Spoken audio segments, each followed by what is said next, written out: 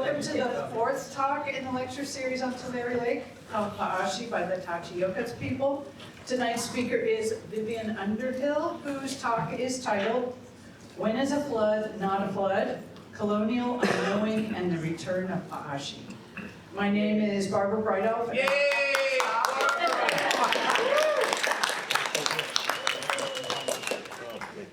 I'm president of the Alta Peak chapter of the California Native Plant Society.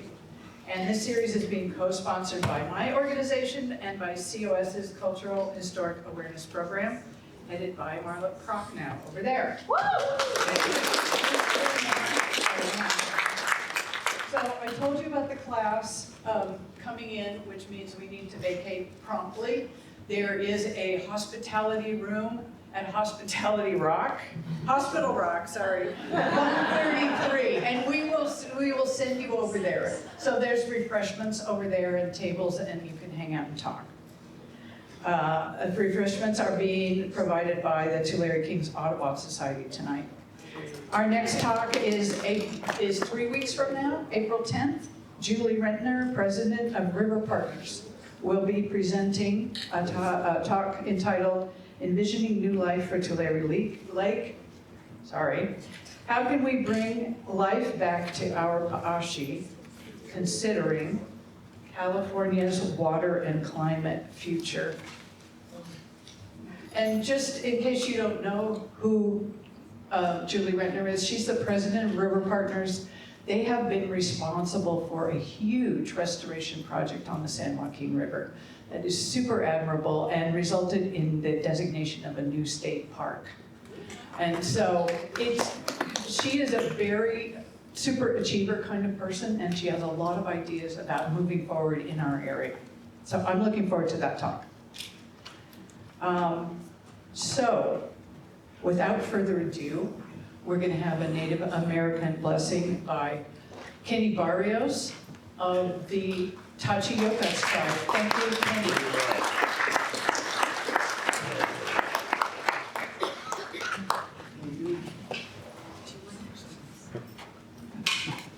Yeah, I'll use the microphone. I think I'm pretty good with it. So.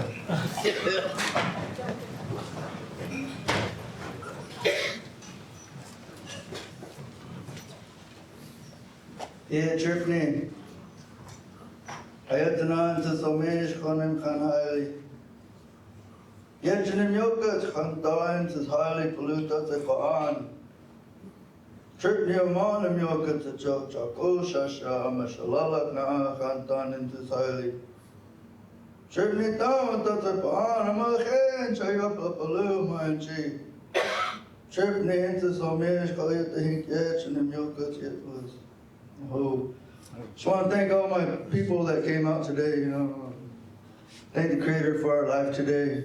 All my people, life is good today inside Tachi land. Creator, help all my people open their eyes and show them that life is good today. Thank you for cleaning up the res and taking the poison out of our homes. Just want to, most of all, thank you for bringing us all here together today for this wonderful day. All my relations.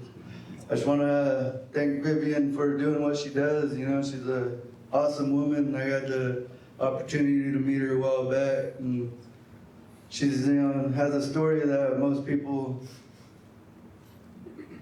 She tells it real, like how it is, and how it's supposed to be told. A lot of the things that people don't know, she knows. She now knows, in a good way, because she took the time to listen to people that really are from the land, they're from the area, and we are those people, we understand what this land really needs. Ilik, water, is what it really is about, Each and every one of you guys are here because of water. You can't be somewhere where there's no water. Water is life, Everybody in this room is a part of Mother Earth, Once we all pass away, we're all going to go back. Hopefully one day, when these people start understanding and realize what had really happened with Pa'ashi, Tulare Lake, we will get some water back. It's not for us, not for none of us. 50 to 100 years down the road, we need that water back in the ground so we could drink some good water, all of our kids, future generations. You know, so I just thank everybody that made it out today. Oh yeah, you guys can sit down. I just want to thank everybody that came out today. You know, I thank Barbara, you know, for throwing these and being the good person that you are. You know, thank you. Thank you very much.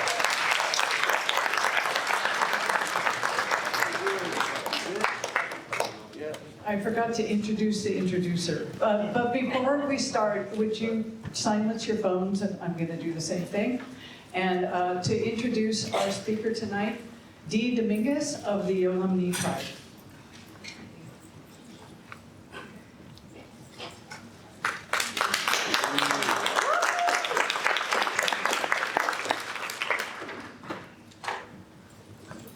Good afternoon, everybody. We all came in a little bit late. We were in Fresno Court at an appeals hearing for the Kern River. Because that river, all of that water is taken out completely almost as soon as it comes out of the canyon. And it is totally dry, and we have walked that. Our families have walked it, and the trees have fallen over. Everything is dry. And so it was not our families that brought this lawsuit, but other people in the community. And when they called me to help out, I said, yes, I will help you, but I've got to do it Native way. That's the only way that I can do it. And so that's where we came from. We ran from there. I was supposed to have my basket cap on. I didn't have time to put it on. So I'm kind of not appropriately dressed in a sense, the way I should be. But I wanted to share with you, first time, your alumni Yokits, Mentoreno Chumash, and Kitanamak. But my great-great-grandfather wrote a story. He was a storyteller, he was a healer, and he liked to travel. And he wrote a story about the Kern River. And in that story, he doesn't say it in the sense of humans like you and I. He says it in a time where we believed there were only animals on the earth, and they were the animal people. This is his picture. His name is Joe Chalola, and his wife is Maria Chalola. She was a basket weaver. But from the Kern River, where it comes out, he would go to Buena Vista Lake, Kern Lake, Bitter Creek. And from as soon as the river came out of the canyon, he would go all the way through Bakersfield to the west end of the valley, then up the slough, come to Tulare Lake. Stop here and visit with all the families, have some food, spend the night, get back on the trail. And the most northern point was Chowchilla, and visit with the Chowchilla people. That was the furthest northern point he would go to. But know that the Kern River water goes all the way to San Francisco Bay. That is where the water goes to. And that same place, that same riverbed that goes all the way to San Francisco Bay, that's where the salmon come in. And they go up that slough and they go through all these rivers here in our valley and go across the valley and up to the Sierra Nevadas. And then they have their babies there, and then they go back down those rivers over to that slough on the west end, back up to San Francisco Bay, and they live their life, their adult life in San Francisco, in the ocean. And when they're ready to have those babies, they come right back up, go right back up those rivers and lay those little eggs again. And it goes round and round and round. And that's why those rivers, all those rivers are so important. But I wanted to now introduce you to some of the most important person that's here today, and that's Vivian Underhill. And just us sitting down talking at the courthouse, we found out we've crossed paths before. We didn't even know, more than 10 years ago. She first was working at CRP for the project on the air, because it's polluted. And I was working up at Fraser Park with the people there. She was working down in Bakersfield with the people on the air. And we didn't even know that till today we're talking. I said, well, I was in that same project too. Where were you? So, but Vivian, her undergraduate studies are hydrology. That's a study of water. Her graduate studies were in anthropology. And her devoted time is to environmental justice. And this is what we do. This is environmental justice, taking care of our natural waterways, rivers, and lakes. So, here's Vivian.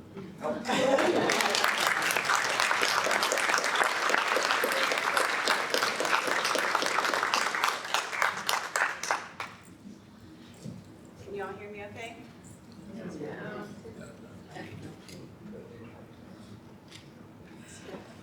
How many anthropologists? How about now? Awesome. I've been told my voice is a little quiet, so I'm going to try and project so you all can hear me in the back. First, I want to thank Kenny for that blessing. Where did Kenny go? There you are. Thank you so much for the blessing. Thank you for the introduction, Dee. I learned so much from both of you, and so really an honor to be with you here today, and honored to be on the land of the Wachumni as we have this conversation today.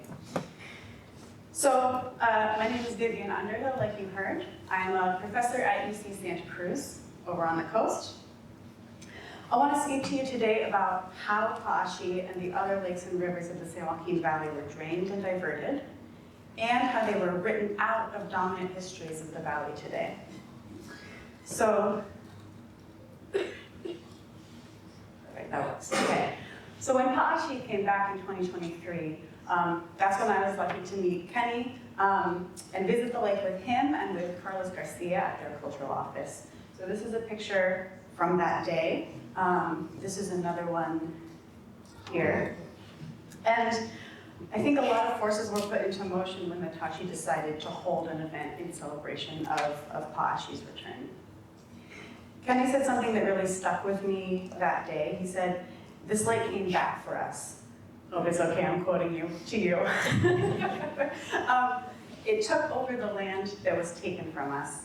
It's resilient and it still keeps returning, even through the destruction when they tried to take it away. The lake is just like us. And I think that way of seeing the lakes is really a through line of this whole series, this whole talk series that you've been organizing. So I offer this today in the hope of being useful and contributing to this coalition and this community that's growing in support of the lakes and rivers and their return. And that's really following the leadership and the vision of the Tachi and the other yokas of the San Joaquin Valley in bringing these lakes and rivers back. So, like Dee said, my undergrad is actually in hydrology, and then I worked for the U.S. Geological Survey for about 4 years after that. So this is not me, this is my teammate, but we were in the Rocky Mountains studying snowpack, obviously. Heavy snow years, very cold.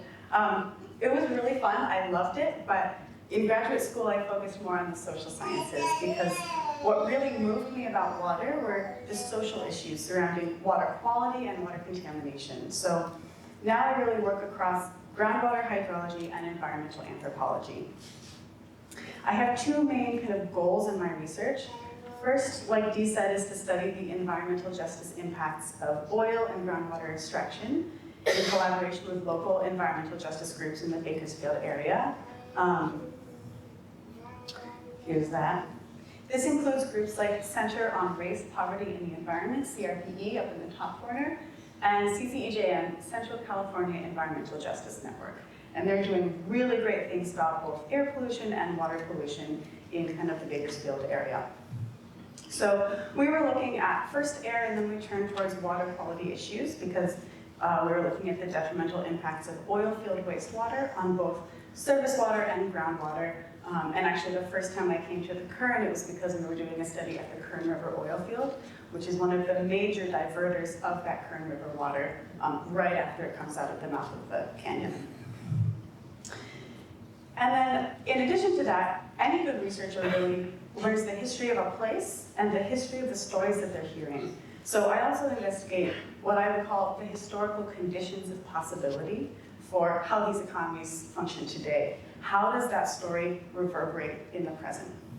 So I want to begin by telling you the story of how I first heard about these lakes, which other speakers in the series have done also. At that point, I was still a graduate student, and as part of my research, I was sitting in a conference in Sacramento. This is the Cal EPA building there in the Capitol. It was held by EPA, and it was about improving data transparency for California water management. So one of the speakers there was a scientist. He was working on salmon conservation, and he began his talk by describing what he called the ancestral lakes that once characterized this region. He showed their extent and what that had meant for the hydrology of the area. And this picture on the right is a reproduction of what it might have looked like by the group Tulare Basin Wildlife Partners. So at the time, I was profoundly disoriented hearing about this. I am not from California, I'm from Colorado, and I was pretty new to the state. I knew that the land of the San Joaquin Valley had been made into the industrial agriculture that we see today, but I had not known about the lakes, and so it completely reframed things for me to see it as a drained lake bed instead. So at the time, I thought this was just me. I was like, I guess there's a lot I still don't know. It's a good thing I'm a student, you know, catching up. But afterward, only one other person said they'd heard about the lakes before. Now, obviously, this was a long time ago, and now that the lakes have returned, that's a little different. But no one else had heard of them. They were surprised, they were interested. And what I want to emphasize here is that this was a conference of hydrologists, water managers, and water regulators. So I know I'm speaking to a specific audience. Today, you all came out tonight to talk about the lakes, but from that conference until 2023, anytime I talked about the lakes, at conferences or in conversations with water regulators or water professionals across the state, most of them had never heard of these original lakes.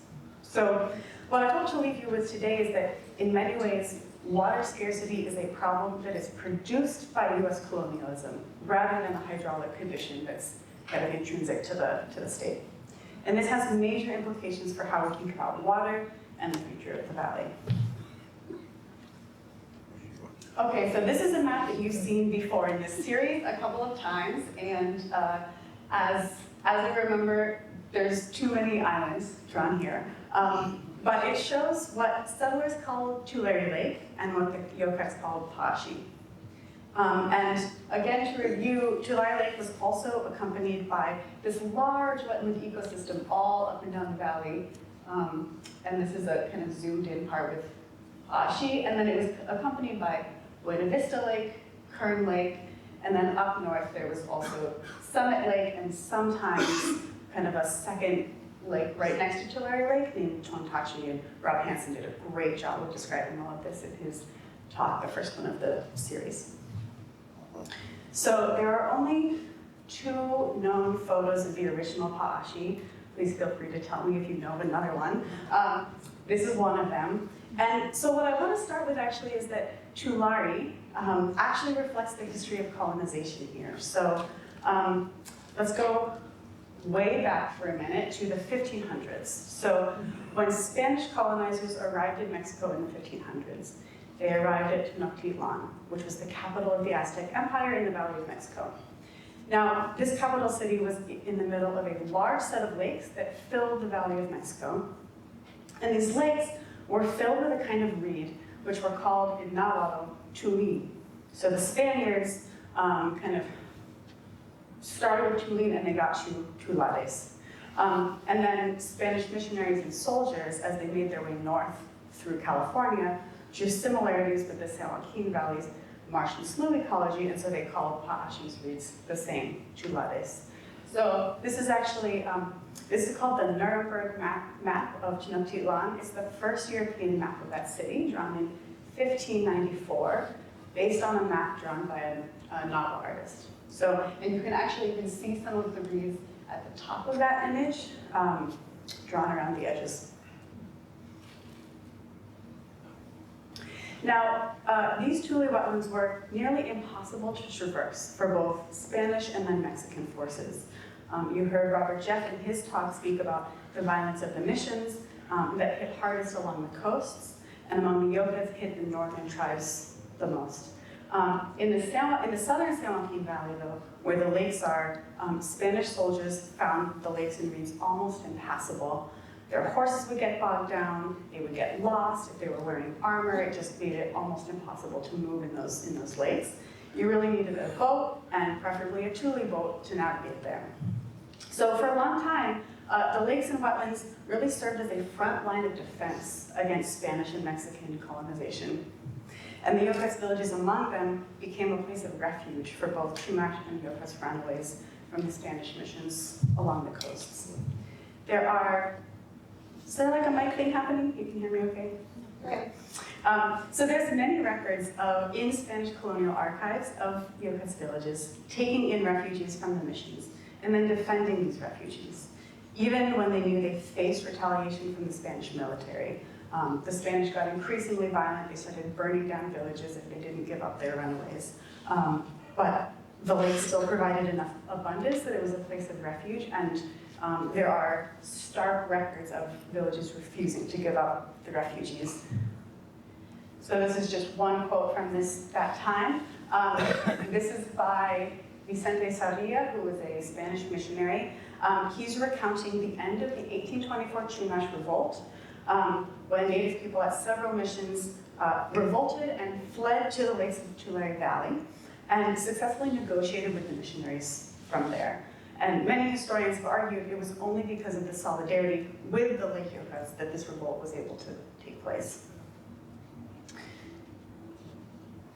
Now, after 1848, with the conclusion of the Mexican-American War, the U.S. annexed a gargantuan part of the new state of Mexico's land with the Treaty of Guadalupe Hidalgo. This is the geography of Mexico before 1848, or at least as much as the Mexican government mapped it to be. And this is the Mexican cession in that treaty. So when people say we didn't cross the border crossed us, this is what they're talking about. And here's some of the signatures on the treaty itself on the left there. So California gained statehood in 1850, and immediately the process of assigning land and kind of defining land claims began. So it really brought, that process is part of what brought the land from 1850, you saw this already, to this is what it looks like looked like in 2000 or so. So what I want to emphasize here is that in this period, the draining of Pa'ashi and the other lakes of the valley, including Kern Lake, Buena Vista Lake, and the wetlands that connected them, were both a legal and a material mechanism of native dispossession and white settlement during US colonialism. And so when I say colonialism, this is very familiar to many in the room, but for those for whom this is new, I just want to offer some useful concepts. So settler colonialism is the kind of colonialism where colonists come to stay. So historians sometimes make a distinction when we think of like British colonialism in India. That's what they sometimes call franchise colonialism, where colonists come to supervise the export of resources and the exploitation of people, but they don't generally stay. And settler colonialism instead is when the colonizers come to stay. And so in order to do that, a colonial system has to displace and repress the indigenous people and societies of that place, and the settler society then tries to claim land and sovereignty instead. So, and this last bullet point here, a structure not an event, many Native and allied scholars have shown that settler colonialism is an enduring power structure rather than a one-time event. So we in the US are living in a settler colonial society today. The US is currently occupying the land of over 500 Native nations. And other places that are settler colonial societies include Australia, New Zealand, Canada, and Israel, among others. So in this context, Pa'ashi is a lake that has survived 3 different colonial regimes: Spanish, Mexican, and then US. Okay, so in California in the mid-1800s, there was a series of what were called swamp lands legislation that were extended to California. So these swampland acts had first been used in Louisiana the year before. And essentially, they were a way to grant property rights to those who drained the land. Or rather, it was a mechanism to transfer, quote, public land into the hands of states who then could assign it to specific settlers. So this is a quote from Aaron Sargent, who was a US Senator from California. And he exemplified settler understandings of kind of what swampland reclamation was trying to do. And he said he was thinking about these swamps and swampy lakes and asking, is it necessary or right to keep forever these polluting areas? And he's trying to think about, can we engineer out of them, essentially? And I share this to say that this is not just kind of one-off, here and there, individual people or companies. This was the explicit policy of the US government and of the state of California. So for Senator Aaron Sargent, as well as many others, private property became the solution to this. So they wanted to remove rivers from what they thought were, quote, useless and shifting beds. They wanted to create taxable property, and they wanted to create an empire of health, prosperity, and development, in his words. In addition here, I think one thing that's less talked about is that white US society often considered wetlands themselves to be detrimental to public health. So here, definitely there was a motive to create taxable property, but there was also a major environmental health impetus. So when Aaron Sargent is talking about that empire of health, this is what he's referring to. And so what I want to share here is that the 19th century was actually the zenith of what was called miasma theories of disease. Scientists and public health officials believed that diseases like malaria actually came from what they thought were the exhalations of marshes. These miasmas were thought to arise from the Tulare marshes and cause malaria. And if we think about this, the etymology of malaria is actually mal aria, from medieval Italian, meaning bad air. So even in that name, we see these earlier histories of disease. Now, many medical scientists at the time were specifically worried about the impact of the swamps on white people. And this was not fringe science, this was the dominant thinking. They thought that white people were perhaps more sensitive to the swamps. And so, like for instance here, I included this quote because this is from Dr. Thomas Logan, who was the head of the California State Board of Health in 1875, and before that he'd been in other positions. So, in the words of Horace Greeley, who he was one of many who recommended the passage of these swampland acts, you can see both this idea of private property, but you can also see this idea of disease and that perhaps swamps were, as he says, pestilential. But if we look at the history, actually, malaria had in fact been brought to the mosquitoes of the San Joaquin Valley by a band of European fur trappers from British Columbia in 1833.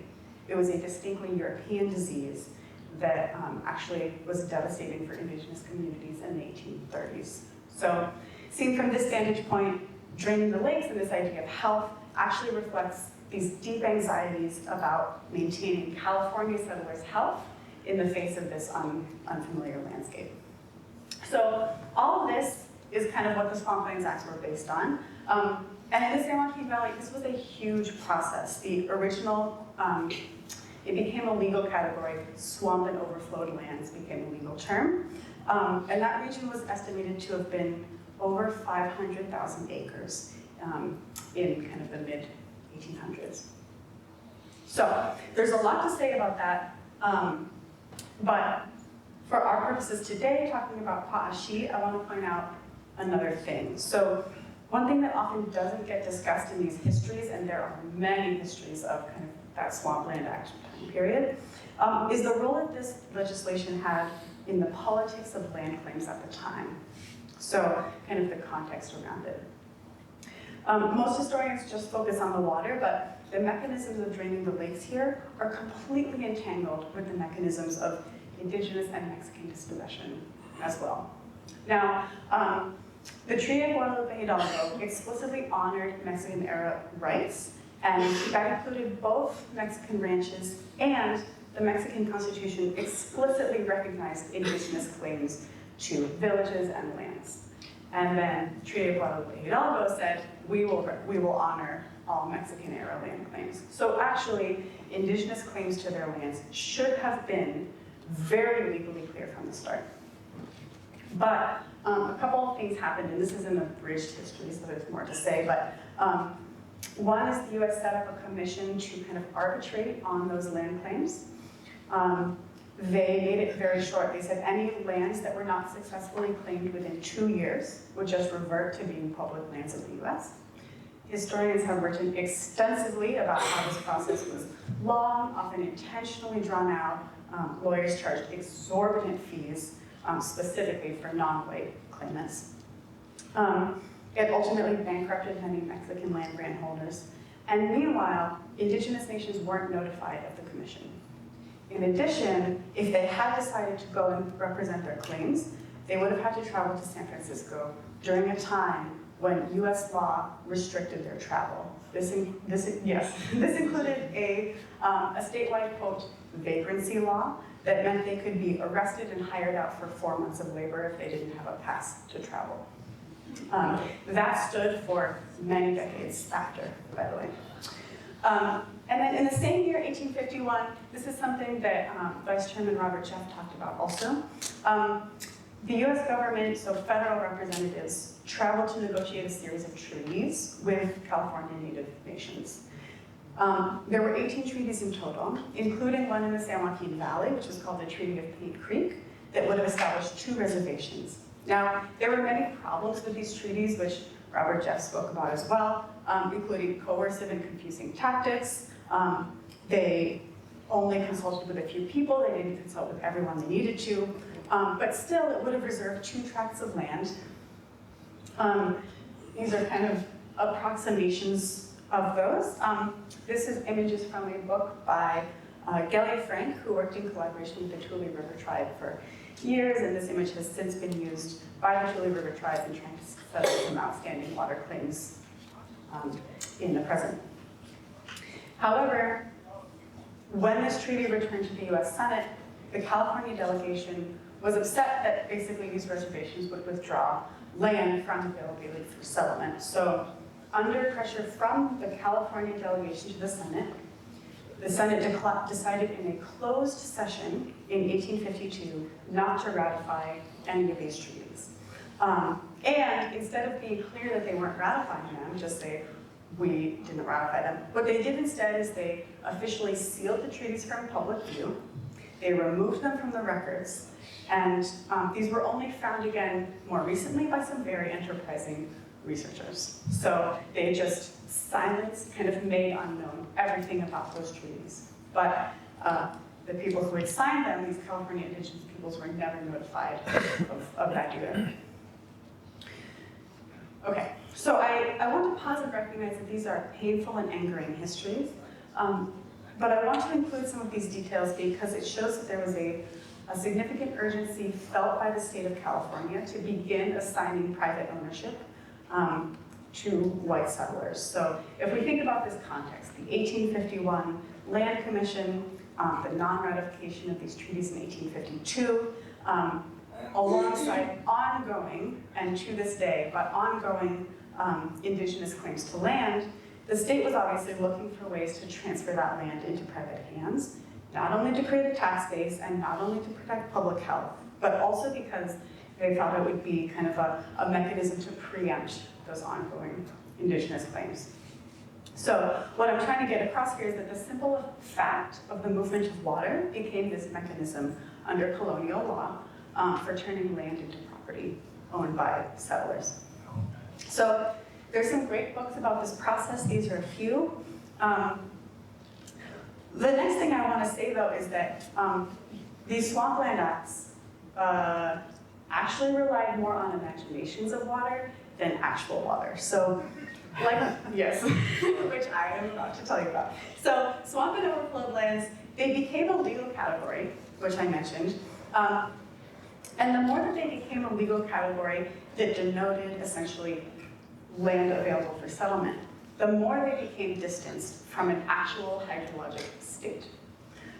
Many lands that were designated swamp and overflowed lands were actually never inundated with water. And so there's a apocryphal story, maybe some of you have heard this already, but there's a story of Henry Miller of Miller and Lux, which was one of the earliest land monopoly companies in the valley. There's a story of him putting a boat on a wagon and then sitting in it while his mules walked on dry ground. And then afterwards, he and his witnesses could say, oh, I crossed that land in a boat, and now it's dry, so you should give me ownership to it. So there's a lot And then the other thing is that even for lands that were underwater, it was actually pretty impossible to, quote, drain them. The lake bed itself is the lowest part of the valley, and so you would have to do a lot of hydraulic pumping to get it out. I will say the Spanish tried to do this with the lakes of the Valley of Mexico. But for instance, I'll give you one story. The first people who were contracted to do this in the Tulare Lake area thought that they would build a canal to connect the edge of the lake to the rivers to the north of that. But when they were about halfway through with the work, first they realized that they had mismeasured the distance, so they were way behind in the work. They also realized that the rivers were at a higher altitude than the lake bed. And so if they did ever connect that, actually the lake would just get bigger. So they, eventually the contract was taken away from them by the state, but this is just one example of the many, many failures and inconsistencies and roadblocks. Like actually this, quote, draining of swamp and overflowed lands was more an imagination of moving water in order to move towards white property holding. So yeah, it becomes a legal category. Looking back later, Horace Greeley, who's that person from before who talked about swampland acts, he would go on to describe this process as a reckless and fraudulent transfer, looking back afterwards. And he would go on to say, there was never a cat rolled whiter in meal, and I, for one, was completely duped. But this was published in the Kern County Gazette, but it was later in the century. So even with all of this, this legislation was kind of the first step in which settlers created levees, dug ditches, and leveled the rolling hills. And when I say they did this, I mean really that they relied on labor from indigenous peoples, as well as Chinese, Japanese, Mexican, Filipino, and other laborers. Later, so yeah, settlers at first thought that Pashi would never be drained because it was so large. And so after these first canal builders failed, the legislation changed it to say, okay, maybe the lake will just be part of a water transport route. So you can see in this drawing of it, there's boats on the lake. But later on, things like, the Swampland Acts would be accompanied by things like the Federal Desert Land Act, which amended the Homestead Act to give ownership to settlers who irrigated, quote, desert lands. And as you may know, Bakersfield this area is officially a desert because it doesn't get very much precipitation. So for some lands, first the Swampland Act and then the Desert Land Act were used on the same parcel of land.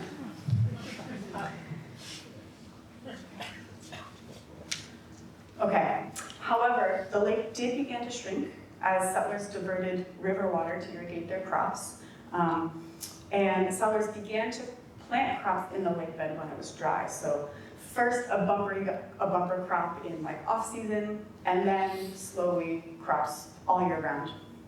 So its sibling lakes, Buena Vista Lake, Kern Lake, and Goose Lake dried first, but then in 1898, Pa'ashi went dry for the first time.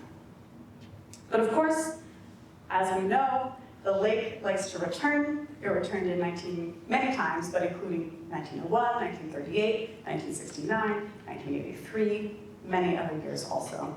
This is a picture of the lake's return in 1938 that I found in the archives. So in the 1930s, with the aid of federal funds, an even larger series of canals, levees, and dams, and a really intensive set of water infrastructure tried to corral the rivers that connected to the lakes. So really, Tulare Lake wasn't drained so much as it was starved.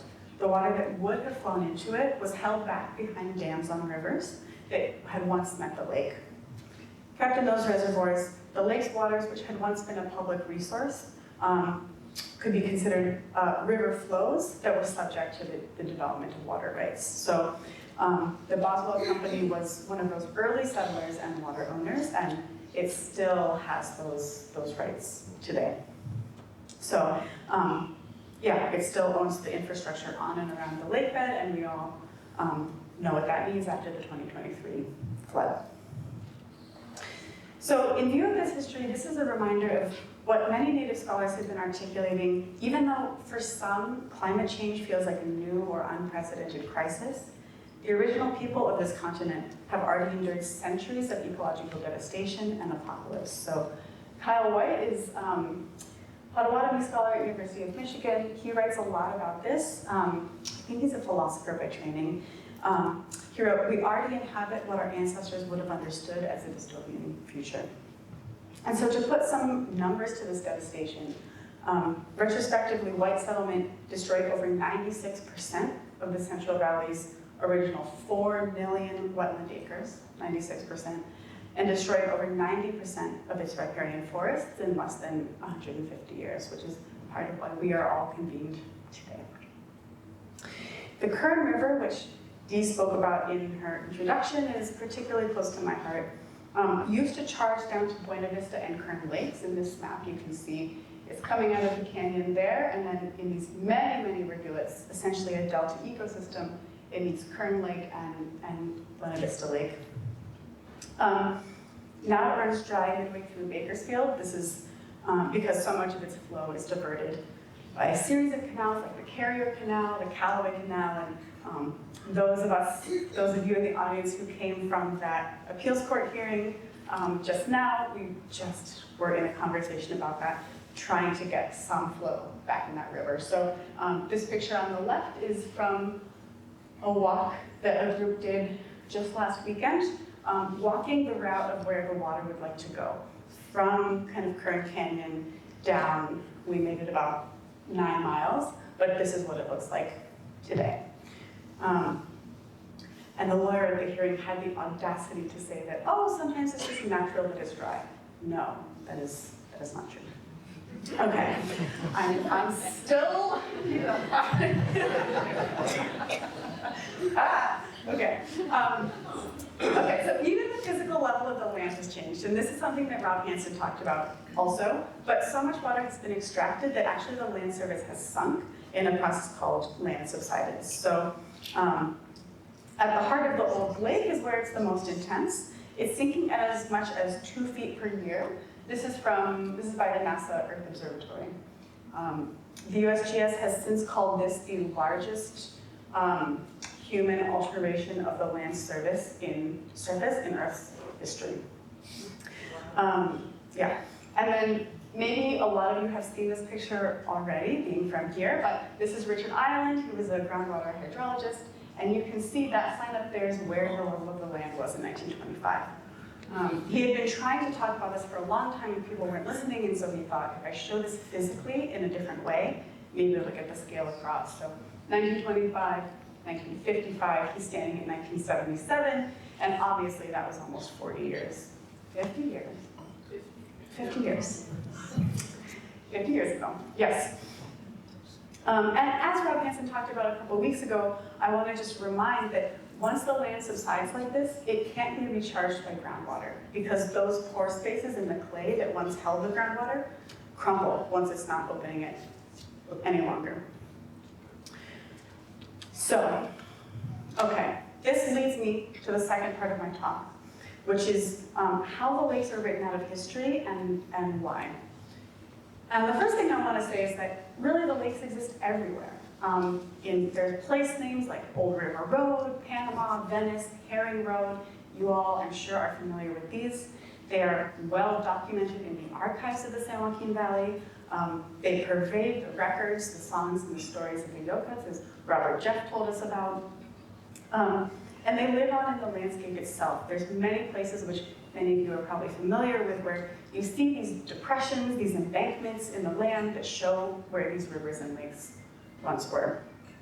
But until this year, of course, like I said, most mainstream narratives of this area almost entirely avoided the lakes. So one way that I've come to understand this is through the frame of agnotology, which is the production of uncertainty, ignorance, or doubt. So it was first described by Robert Proctor, who's a professor at Stanford. He wrote this book, The Making and Unmaking of Ignorance. It's a great book, you should check it out. One really good example is the story of the tobacco industry's campaign to squash public health information about the health impacts of cigarettes. That's what he was originally writing about when he wrote about anthropology. So obviously, like in this ad, they promoted cigarettes as healthy, but they also funded their own research to try and prove that they were not carcinogenic. Okay. Another really good example is ExxonMobil, that they were aware of climate change and the role of fossil fuels in climate change since at least the 1970s. But once they realized what this would mean for their business, they squashed their own climate change research, and then they started to produce research in opposition to delay mainstream acceptance of climate change. These are the two of the most famous examples. And this is a way of talking about essentially how some unknowings aren't just an innocent forgetting, some unknowns are produced. So this is particularly salient in colonial contexts when, especially for many white or settler people often say, oh, I just didn't know, as if that's some excuse or that's some alibi. But so Native and Allied scholars have really articulated the way that this is entangled with the structure of power of colonialism. So what is produced as unknown in histories. So Jody Bird's here, they've written most extensively about this. Agnosia, they describe it as colonial agnosia. So agnosia is a medical term that talks about kind of an absence of memory. And so they use this to talk about colonial agnosia as the failure to comprehend the realities of colonialism by those people who might most benefit from its conditions. So really, the histories that we tell are always informed by the power structures in play, but at the same time, the stories we tell about ourselves also inform what kinds of futures we can envision as well. One more example, germane to California. You all probably know the mission project in 4th grade. Yes, this has been changing recently, but still, this statewide public school project invites students to identify with the missions rather than grappling with their genocidal legacy. So this is producing another kind of unknown through elementary school curriculum. And the lakes have experienced this unknowing also. Every time the lakes flood, there is a flurry of reporting about their history. They flood, people say, what is this water? Where did it come from? Oh, there was a lake here once. And then, as the water recedes just as quickly, most dominant narratives just stop talking about them. And then, obviously excluding the people in this room, we now know. But every time it's described as an aberration, like a thing that happened once and won't happen again, rather than this is a lake that has always been here and is always returning. So I want to give you one example from the archives. This is this is a report that was published in 1901, but the research was done a few years before that. And what I want to begin with is that even for people who were ideologically very invested in draining the lakes, it was a very disturbing sight. At first, the lakes went saline, so the fish, the frogs, the turtles who lived there died. And then it slowly dried after that. So the smell of death was so strong that settlers within a 6-mile radius, anyone who could, left because, again, they thought that bad air led to bad health. So there was a major exodus of white settlers in that time. And newspapers described kind of millions of these dead fish lying in kind of the expanses of mud where the lake had been. So in this time, Frank Soule was a professor of civil engineering. He was hired to write a sweeping report of irrigation from the San Joaquin River, and then it was published as part of this 1901 volume. And he attributed this dry lake not to diversion for agriculture, but instead he tried to say, oh, it's just because there hasn't been a flood year since 1861. He did all this stuff. He created a graph of the surface level over time. He compared that to yearly rainfall in San Francisco. I don't know why San Francisco, it's like a whole different climate, but he went on to assert that here, the prime cause of the recedance of the lake is not the increased use of water for irrigation, but the long interval between seasons of excessive rainfall, et cetera, et cetera, et cetera. So obviously this is a very strange claim because draining the lakes had been the whole point of the Swampland Acts and the Federal Desert Land Acts. Again, these swamp and overflow lands were a legal category at this point, but I describe this to say this is the way that colonial unknowing works.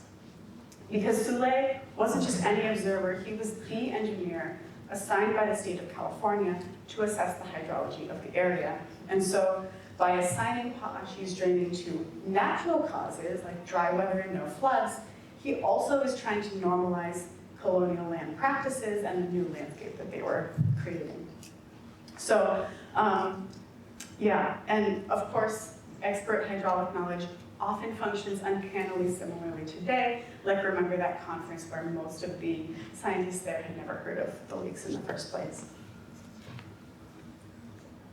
Okay, so why does this matter? For many reasons. One that is very, very present in many people's minds right now is SGMA, the Sustainable Groundwater Management Act. And obviously we are in one of the very high priority areas for them down here because groundwater overdraft and subsidence are so intense. And so what I want to point out here is that, as you all probably know already, SGMA requires groundwater basins to come into sustainable use by 2040. So it's aiming for sustainability. But obviously groundwater is critically overdrafted now and has been for decades. But let's think about this for a moment because so it's very premised on data and data as a way to define what sustainable is. But all of the data that are available are from a time after settlers started fundamentally making this landscape. So by using that data only and not thinking about the story by which we got there, it's writing this settler infrastructure directly into what is going to be considered the baseline for California's water future. And this is really important for everyone to be thinking about now. Basically, by only relying on data that comes from after the draining of the lakes, it is writing a set of drained lakes into the future of water management here. So, in other words, the colonial unknowing that pervaded the draining of Pa'ashi in the first place and continues to kind of try to erase it from histories is also active in today's water management. Now, even as the lake returned in 2023, this is a picture that I took in that year, with the water lapping at levees and embankments, most writing is still intent on continuing to normalize a dry valley. Many of you probably saw this in the newspaper coverage of the time, but kind of saying, oh, this is cropland that was flooded, rather than this is a lake that is returning and will continue to do so.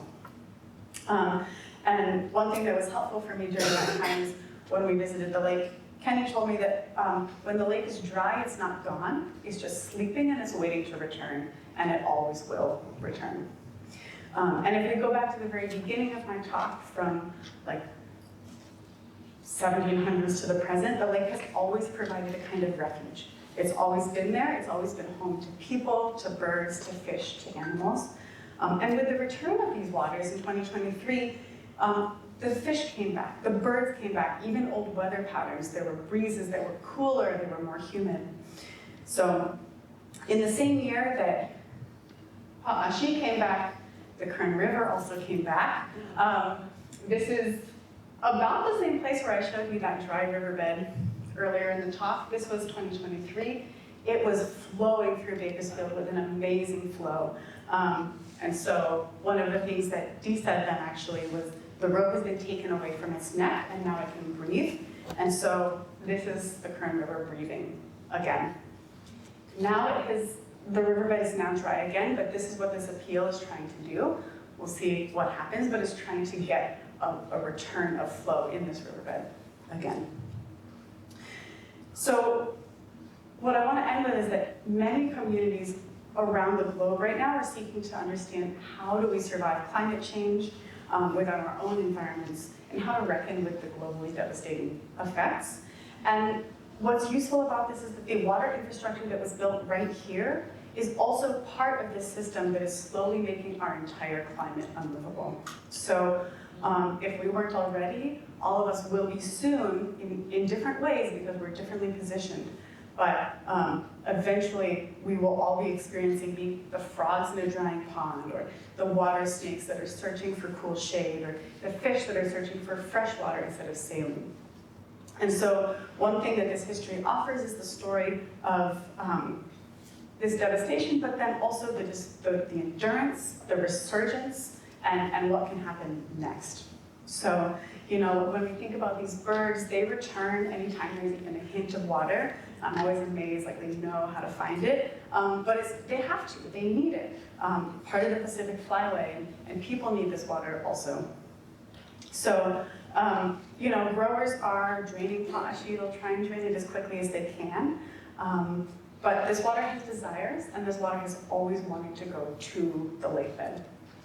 These levees, these dams, these canals, they might defer that desire, they might slow it down, but they will never be able to stop the water's movement entirely. Because the lake is always there, even when it's dry, and it will always be coming back. So what I want to suggest tonight is that we have a chance this time around to not forget, and that we, with that knowledge, we can do something, and we can do something together, and that's where I'll end it tonight. Thank you so much for your attention.